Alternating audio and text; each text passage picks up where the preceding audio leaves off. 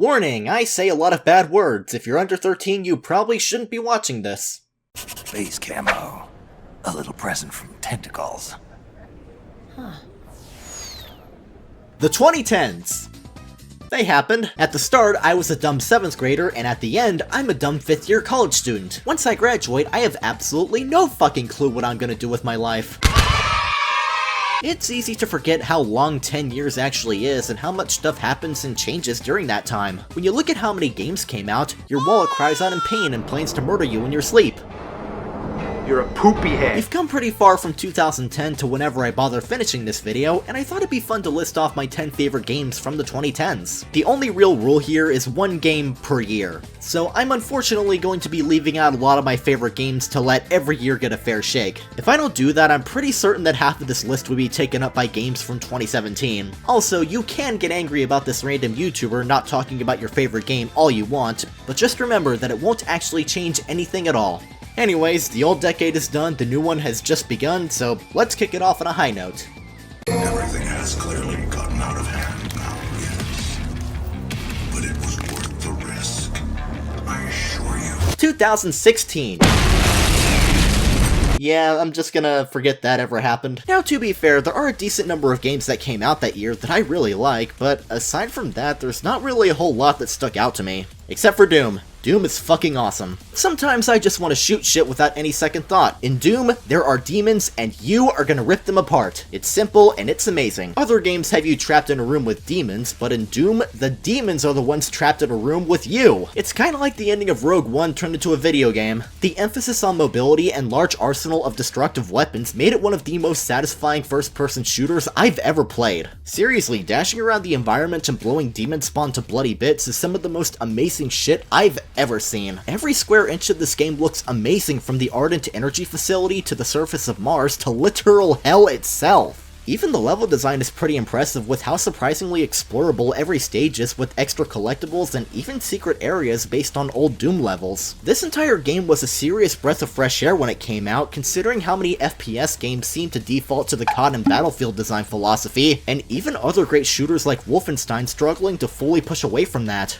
The whole game takes so much shit from FPS games in the past and just chucks it aside. There's a story, but Doom Guy for Smash doesn't give a fuck, so you shouldn't either. You can carry more than 2 weapons because video games are supposed to be fun, and you have to heal yourself because nobody wants to wait 10 minutes to heal off wounds like Wolverine. What I'm getting at is that Doom is really fucking good, and you should go play it. It's a total blast, and I really hope Doom Eternal is even better. The undead are corralled and led to the north.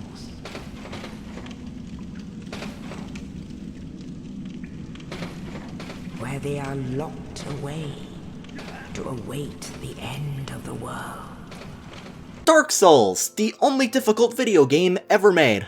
Honestly, I kinda hate that difficulty tends to be the only focus of so much discourse surrounding Dark Souls because there's so much more merit to it than that. I can promise you that there's so much more to the game than just getting frustrated, destroying your personal belongings, and being sent to anger management for the next 7 years. The game has a very unique approach to storytelling and world building that few games even attempt, and even fewer games pull off nearly as effectively. It's a pretty lore-heavy narrative that's intentionally left vague and unclear, basically making it so you need to piece together what's going on, who you are, and why the world is a bigger hopeless clusterfuck than, well, our actual world. On the surface, it's nothing I haven't seen from most medieval fantasy, but there's clearly a lot of thought and effort put into fleshing out this setting, and it's really fun to look into. The entire world is interconnected, and probably the closest we've ever gotten to a proper 3D Metroidvania outside of the Prime trilogy. The combat isn't quite as refined and perfected as other games like Bloodborne, especially with how easy it is to just get by with you circling around everything with your shield, but it's still an immensely satisfying game to play, and one of the most fleshed out RPG titles of the past decade in terms of customization. And yes, the very infamous and very memed difficulty does have truth surrounding it, but it's not unfair, unless you're dealing with the Bed of Chaos, or the Tomb of the Giants, or this bullshit in Anor Londo. You're going to die a lot, but that makes it feel all the greater when you finally get past that one really hard boss or part of the game that gives you a lot of shit. It took me years to really get into Dark Souls, but I'm glad I did. Just need to play Dark Souls 3 and also maybe torture myself into getting through Dark Souls 2. That's fun, right? I don't like Dark Souls 2 that much, I'm sorry. Awake at last, I see. Hunter's on his way in. He should have news from the other stations. Come on.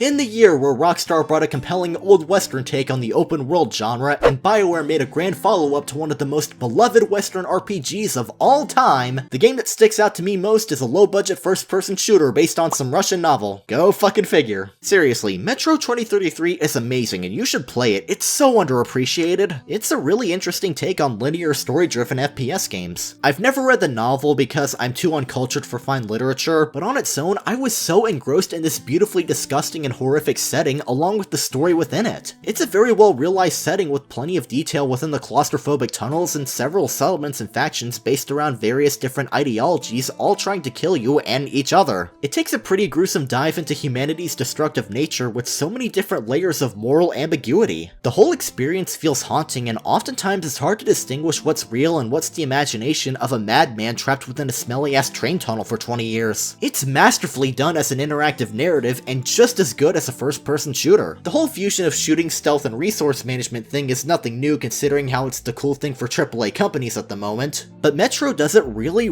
well. Ammo management is a huge factor along with oxygen management when you emerge to the nuclear wasteland. It's one of the most tense and nerve-wracking games I've played in quite a while and I loved pretty much every second of it. Except this crane bit. Fuck this crane bit. It's stupid. Like bacon-flavored ice cream. I'd recommend going for the Redux version of 2033, as it also comes with the sequel Last Light, which I'd say is just about as good. Also, the sound effect for the revolver is literally the menu select in Shadow the Hedgehog.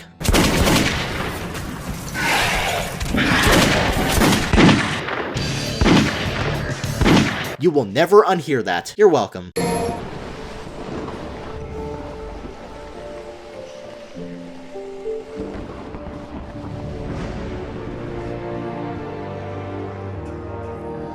Ori and the Blind Forest is a beautiful game that stomps your heart into paste within the first 10 minutes. I haven't cried this hard since Spy Kids 3. We never even got an email address. When you bring up indie games from 2015, the first thing you probably think of is... But I like Ori more. The game is structured like a Metroidvania, with your map being comprised of the massive forest of Nibel. You'll unlock new abilities and change things in the surrounding world that gradually opens it up more and more for exploration, basically keeping you on a linear path while crafting the illusion of the contrary. Its structure is nothing all that outlandish by the standards of the subgenre, but it takes the established formula and works with it really well. The Forest of Nibel is one of the most beautiful video game settings I've ever seen. It's so varied and vibrant and every part of it feels distinct. One of the most engaging things about the game is watching this damaged, barren landscape gradually start healing as you bring life back to it. It's so great. I'm pretty sure the sections where you free water and air and other stuff basically just exist for the game to flex its pretty visuals. Then again, those visuals are pretty damn pretty, so flex away guys. The control and mechanics are so intuitive it makes traversing the whole map a total breeze. The narrative style is hard to describe. It's not quite traditional storytelling and not entirely visual storytelling, though there is one thing it is: engaging as fuck. It's a heartfelt tale about personal attachments versus doing what's best for everything and everyone that doesn't hold back any punches. It's so naturally woven into the game, and following Ori's journey always keeps me mesmerized and emotional. It's an Xbox exclusive, and by that I mean it got ported to other platforms outside of the Xbox brand, so go play it. It's getting a sequel later in 2020, and you bet your ass I'm hyped.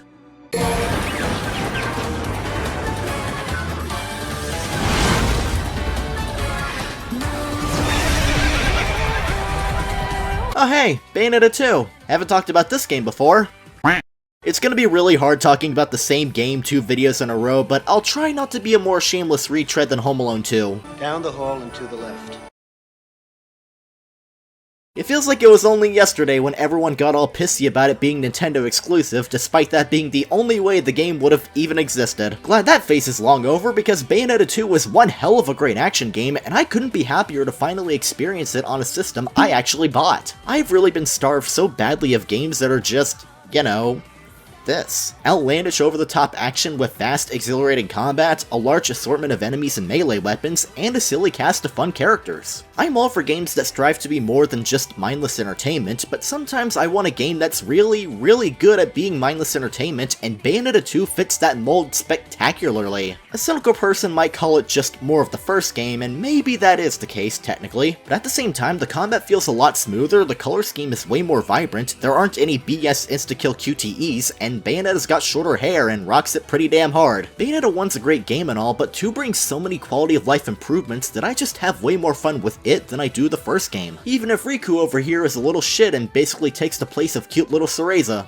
Bayonetta 2 would have easily been my favorite character action game of the decade if not for but second place is still good enough in my book. Bayonetta 3 is gonna come out, so let's hope that's even better. The lone warrior stood against an army, slashing his way through all who opposed him. The mob stood no chance, and the soldier showed no mercy. A long time ago in the year of 2012, before the world ended, I was subscribed to and read Game Informer magazine, and by that I mean I got one of these things every month and just skipped to the end for the review scores. In one of the issues, I came across some game called Dust: An Elysian Tale. I didn't know shit about it, but it got an 8.5 and it looked pretty cool, so I played it the first chance I got. 2 years later. Oops. Dust is a pretty high contender for the most jaw-dropping beautiful game I have ever played. The hand-drawn environments are all visually impressive, with my personal favorites being the Suramon Caverns, Everdon Basin, and, of course, Blackmore Mountains. This level makes the insides of my pants about as white as all the snow here. That or all the schools I attended until university. Like Ori, Dust also fits into the whole Metroidvania school of level design, and while it's easily one of the more linear games I've played from the subgenre along with Cave Story, Muramasa, and the level design always remains fun and interesting throughout the entire runtime. The game leans less on exploration and more on action RPG hack-and-slash mechanics, which are also really fun as well. Fighting enemies is just so inherently enjoyable that this is probably the only game I've ever played where level grinding didn't make me feel my life wasting away before my very eyes. I mean, with how flashy and fast it all is, I can't see myself ever getting bored with this title. It's all strung along by the story of an amnesiac protagonist that's actually pretty well done. The characters are interesting, it's always fun to learn about this world, and Fidget is the most adorable thing ever and I want a plush of her so fucking badly. I have a few issues with the bosses being pretty whatever, the map being poopy, and the Sorrowing Meadow being the Sorrowing Meadow, but in the grand scheme of things, those issues are pretty minuscule. This game is a masterpiece and it's on everything now, so go play it already. 1 century. 1 entire century of yawning and snoring wildly.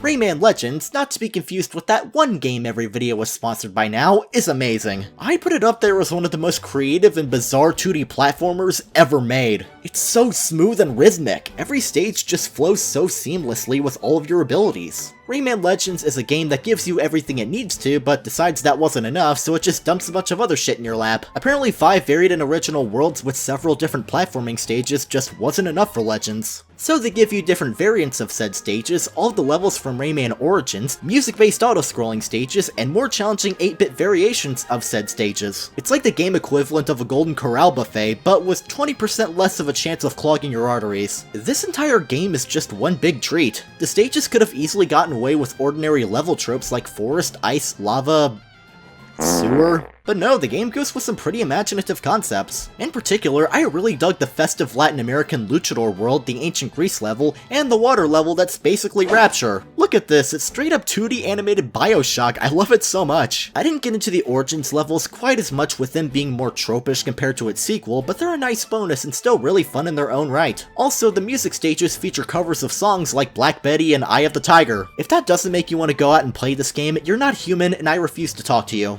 I basically binged this entire game to 100% in a week when I first played it because it's so charming and fun. Why can't we get more Ubisoft games like this and give a break to their gradually homogenized open world titles? So, Devil's Cry, huh? Let's hear what that sounds like! 2019, the year where everything, including the decade, got a finale. For better or for worse. Also, Devil May Cry came back. Remember the reboot?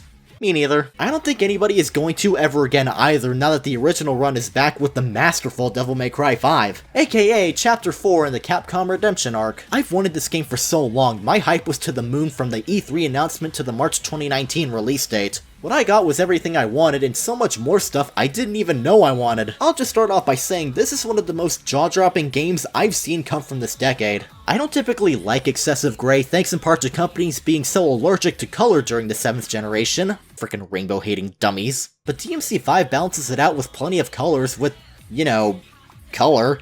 And I've gotta say, I actually quite dig the art style. It blows my mind how seamless a jump DMC5 is from 4 considering the 11-year gap between the release of both games, and the fact that 5 was made with a different game engine. Dante and Nero both feel and play almost exactly like how they did in 4, discounting all of the tweaks and additions that have been made. Nero lost his arm in a very painless and ethical procedure, and as such, he's got a bunch of mechanical devil breakers that add so many more layers to an already pretty complex combat system. Dante has probably the best weapon selection out of any DMC game to date, and the additions made with the new style and Devil Trigger are so good. We also got V, who weirdly looks more like Roger Kefley than the actual person they replaced Devin Bostick with in the 4th movie. Can you explain what you're doing? That's not me. I really enjoyed his slower, more strategic take on DMC combat. It all just feels like a natural evolution with several quality of life tweaks while retaining all of the stuff that made Devil May Cry good and fun in the first place. Everything from the gameplay to the visuals to the story just feels like a giant passion project, especially when you watch all the behind the scenes stuff, which you absolutely should because it's so entertaining. The whole game is a huge love letter to everybody who's a fan of Devil May Cry, and it's fucking awesome. It's my favorite game of 2019, and I'm really looking forward to what they do next.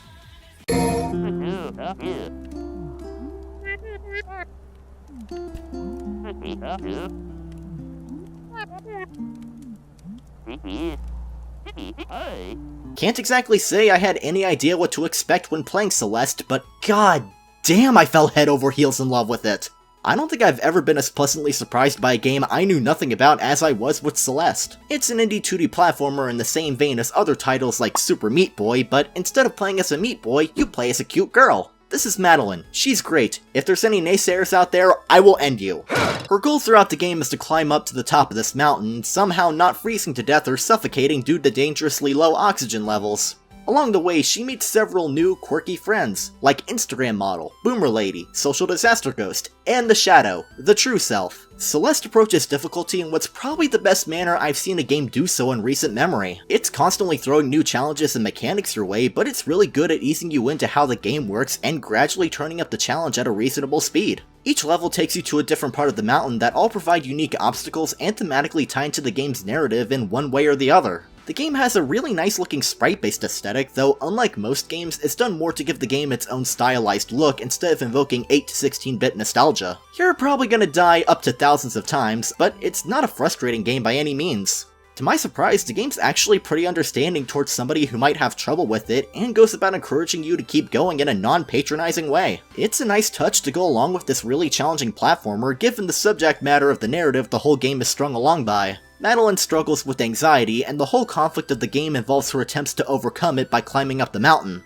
It ain't exactly subtle about the overall narrative theme, but that's not necessarily a bad thing because nevertheless, it really connected with me. I've had and still have my own struggles with anxiety in my personal life, so a lot of what Celeste had to say regarding the subject resonated with me a lot. It's depressing, uneasy, downright horrifying at times, but the game ultimately ends on an empowering, uplifting note. It's relatively short, but during its limited runtime, the game provided some of the best level design I've ever played through, one of my favorite narratives in any game to date, and a game that's in my top 5 favorites of all time. But I have to say, showing yourself above that crowd earlier was an excellent move. Nice work as always, Joker.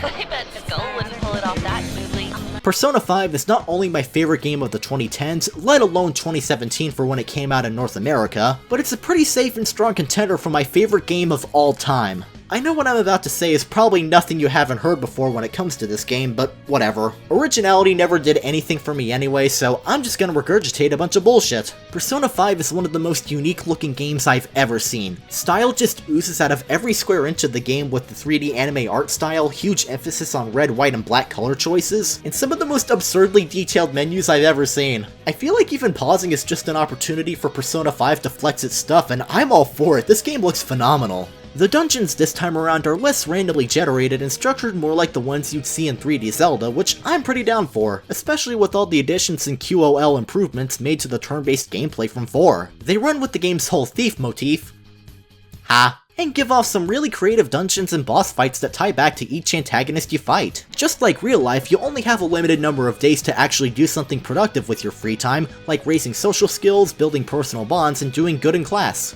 Safe to say I'm way more successful at it in this game than I am in my actual personal life, which is the lowest hurdle of all time. It's a pretty long game that took me about 90 hours on my first playthrough, and I got sucked into basically everything. Shibuya and that shitty coffee shop attic felt like a second home for those many hours, and I loved seeing where the game's story was gonna go. It brings a number of interesting themes involving proper justice versus destructive anarchy, freedom versus imprisonment and control, and societal acceptance versus individuality. It has easily my favorite cast of characters out of all the games, with Haru being best girl. Yes, I'm aware she doesn't get enough screen time, shut up, let me appreciate the floofy girl. Sure, it's not perfect, with everything around the 5th palace being kind of a mess, and a few other things that don't exactly sit right with me in hindsight, but for every not-so-great thing, there's about 20 other amazing things. I'm really looking forward to what else they do with this game's world and characters, with Persona 5 Scramble looking to be a sequel story Dynasty Warriors thing, and Persona 5 Royal looking like an even better version of an already amazing game. Can't wait to drop $60 to rebuy a game I bought and played about 3 years ago.